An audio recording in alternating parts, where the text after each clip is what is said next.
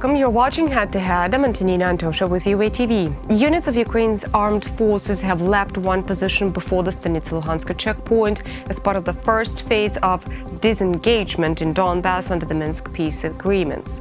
The withdrawal took place under the supervision of representatives of the OSCE who were on both sides.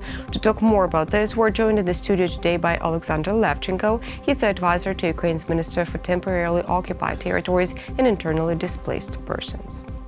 So hello and thank you for coming. Thank you very much for your invitation.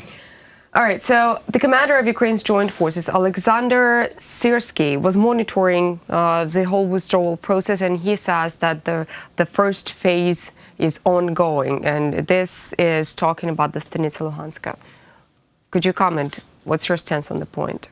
Of course, it's a very important small step towards establishing peace process this region. Of course, it's according to the tasks of Minsk agreement, and you know that some process in Stanytsia Luhanska before they lost possibility for this act, and now it's very important that OSCE, our commander, completely support this act, and now we have more comfortable situation in the region of Stanytsia Luhanska, because if before we had about 400 meters between two lines of struggle, and now it's more than 2 kilometers. It means that situation more secure, that we could avoid any accidents at the line, this front line. And of course, it's very small but important steps towards the implementation of Minsk agreement. Well, Ukraine seems to be regularly implementing and keeping in the framework of the Minsk peace accords. Whereas, what do we know about the Russian side? Has Russia started withdrawing its troops from the Stanytsia Luhanska checkpoints?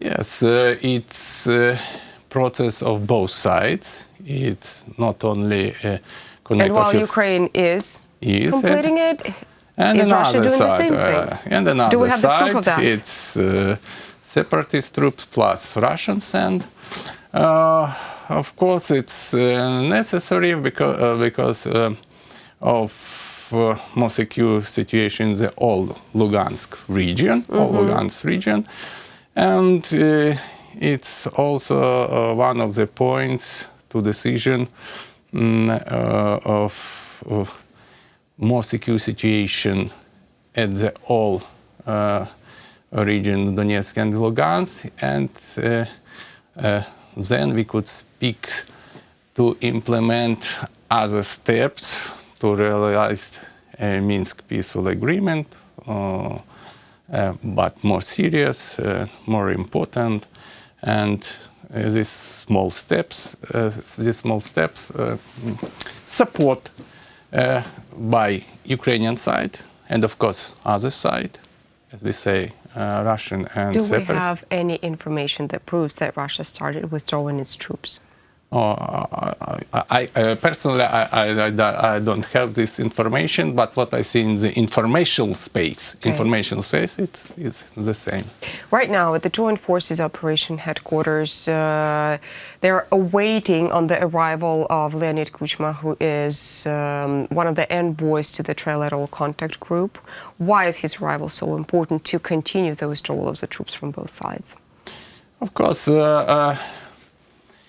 when Leonid Kuchma was reappointed as the main negotiator in the Minsk group, he had a big experience, political experience, and of course, the Ukrainian side has intention that a new old chief of this group could implement intention of Ukrainian side, a new presidential administration, to intensify this dialogue in the frame of Minsk agreement and Minsk framework and Minsk process. And of course, it's a predisposition for decision agreement at the higher level in the Normandy format. Okay. The representatives of NATO Parliamentary Assembly also expressed a desire to visit the demarcation line and to visit the war-torn districts of the eastern Ukraine. Now, is this a necessary condition for the further support from NATO? How can NATO support Ukraine even further within this hybrid war with Russia? Of course, it's very important because when you see situation in the territories with directly in the Donbas, and you could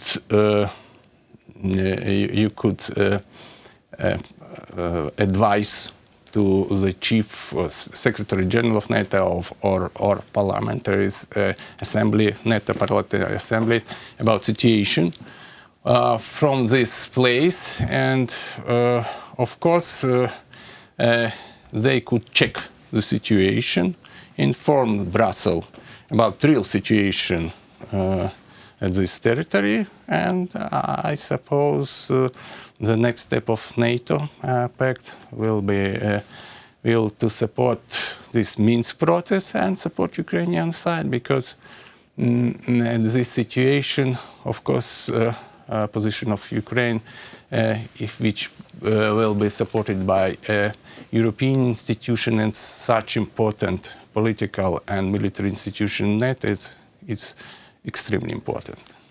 What's your personal point of view on resolving the conflict in the Donbas?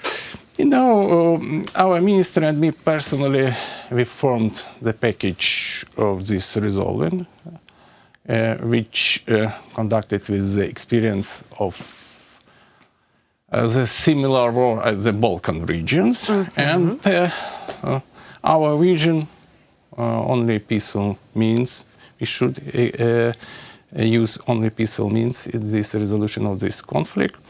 It's based on the Minsk agreement, but our indication at Minsk agreement doesn't have implementing mechanism, and this implementing mechanism could be and must be a peaceful operation headed by a transitional international administration, like in Croatia and Kosovo. And if Security Council voted for sending peacekeepers to the Donbas region, our vision that after 2.5 years we could resolve all conflict in Donbas. Okay. Recently you wrote an article that is called "The Return of the Annexed Crimea Automatically Means the Return of the Occupied Donbas." And according to this article, the new presidential administration will have to urgently draw up a model of the return of the temporarily occupied territories of Crimea and Donbas. These statements that Crimea and Donbas are Ukraine are clearly not enough, but to address the issue of the return of temporarily occupied territories, you need to have a plan and not intentions. And this was a quote from your article. Could you dwell on this a little bit more and explain the whole plan? If we speak in wider, of course, occupation of Crimea and Donbas is two connected process. As for me, politically, Crimea issue more important to Ukraine because Donbas was after Crimea, and without Crimea couldn't possible the conflict in Donbas. It means that resolving, issue of the occupation of Crimea is extremely important to Ukraine. Of course, it's too difficult, but after 5 years of occupation, I suggest to new presidential administration to activate Budapest Memorandum, which guaranteed to us territorial integrity. And we have very important countries which guarantee our border. It's the United States of America and the United Kingdom. And of course, Russia. At this situation, Russian position, we know what is it. But if we run in Article 6 of Budapest Memorandum to begin negotiation process between all sides of this memorandum. It means Ukraine, US, UK, and maybe Russian Federation. It will support to all our position in Donbas the same, because it's two very close issues which connected one with other. And it's complex issue with running of this frame, Budapest Memorandum, which will concentrate it to the Crimea issue. And when we have a Normandy format and frame which concretely working to the issue of Donbas, if someone, of course, official Kremlin, will block the process of the occupation of Donbas, we could run the issue of Donbas also at the new format of Budapest Memorandum with so important and influence countries like US and UK. And in this format, plus France, because France also signed this treaty, and the second line, maybe China also signed this treaty, we could run the whole process of the occupation, all territory, not only Donbas, but of course Crimea. Thank you so much for coming here and explaining all of this. Thank you very much for the invitation. That was Oleksandr Levchenko. He is the advisor to Ukraine's Minister for Temporarily Occupied Territories and Internally Displaced Persons. Thank you so much for watching UATV. Stay tuned for more.